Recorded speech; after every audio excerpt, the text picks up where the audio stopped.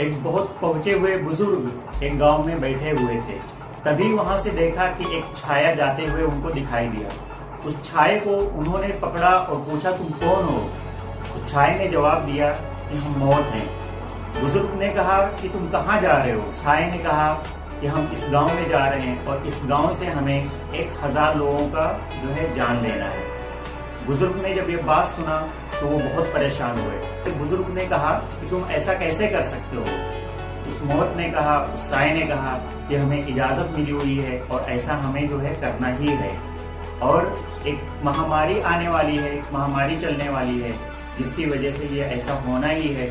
और ये आप चाहे कि भी इसमें कुछ नहीं कर सकते हैं, आप चाहे कि भी इसको रोक नहीं सकते हैं। बुजुर्ग ने देखा और उस साये को जाने दिया। तभी देखते ही देखते वहां पे एक महामारी फैली। उस महामारी में 100 लोग, 500, 1000, 2000, 5000, 8000, 10 लोगों की जानें चली गई। बुजुर्ग को जब ये बात पता चली, उनको बहुत अफसोस हुआ, उनको बहुत गुस्सा आया कि अभी तक वो ये जानते थे कि सिर्फ जो है इंसान ही झूठ बोलता है, लेकिन उनको आज ये पता चल गया कि मौत भी झूठ बोलने लगी है।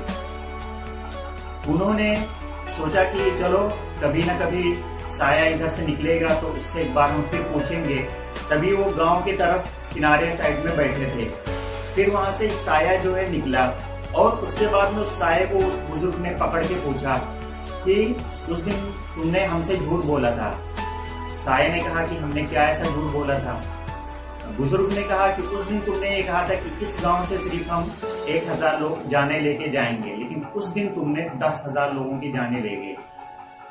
साये ने कहा कि हमने कोई झूठ नहीं बोला, हमने जो बोला जो सही बोला था, कुछ गलत नहीं किया। हमने सिर्फ 1000 लोगों की ही जान ले गए, लेकिन 9000 जो लोग थे वो सिर्फ डर से मरे थे। क्या?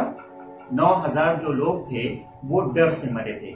आज हमारे देश का हम सबका यही हाल है।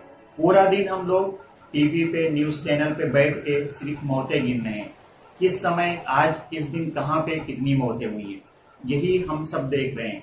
और यही सब हम देखने की वजह से क्या होता है कि हमारे दिमाग में पूरा यही सब चीज जो है चलने लगता है। और आप खुद सोचिए, जो हमारा माइंड सोचता है, जैसे हमारा माइंड सोचता है, हमारी बॉडी का, शरीर, बॉडी का पार्ट्स भी उसी तरीके से काम करता है। यहाँ पे हमें पॉजिटिव सोचने की जरूरत है, यहाँ पे हमें अच्छा सोचने की जरूरत है। इस वजह से कि पॉजिटिव सोचने से और पॉजिटिव एनर्जी होने की वजह से क्या होता है कि हमारा इम्यून सिस्टम स्ट्रांग होता है। अगर हम निगेटिव सोचेंगे तो हमारा इम्यून सिस्टम जो है काफी वीक होता है। जिस तरीके से प्रेजेंट टाइम में इंडिया में, हमारे भारत देश में कोरोना वायरस चल रहा है, तो यहाँ पे हमें जो है पॉजिटिव सोचना है। और पॉजिटिव सोचने के साथ साथ में हमें खुद पॉजिटिव रहना है, अपने फैमिली वाले को, अपने परिवार वालों को भी पॉजिटिव रखना है। इस वजह से ये कोरोना वायरस है, 2 महीने, 1 महीने, कुछ महीने के अंदर में ये खत्म हो जाएगा। लेकिन इतिहास गवाह है, इससे पहले भी बहुत सारी ऐसी प्रॉब्लम्स आई, बहुत सारी दिक्कतें इंडिया में, हमारे भारत देश में आई। लेकिन क्या किया हम लोगों ने? मिलके हिम्मत से काम लिया। और उस हिम्मत से काम लेने की वजह से क्या हुआ कि उस दिक्कत को, उस प्रॉब्लम को जो है दूर भगाया और उसको हमेशा के लिए, उस बीमारी, उस प्रॉब्लम को जड़ से हमेशा के लिए खत्म किया। तो यहाँ पे क्या है कि हमें हिम्मत से काम लेने की जरूरत है, हमें पॉजिटिव सोचने की जरूरत है।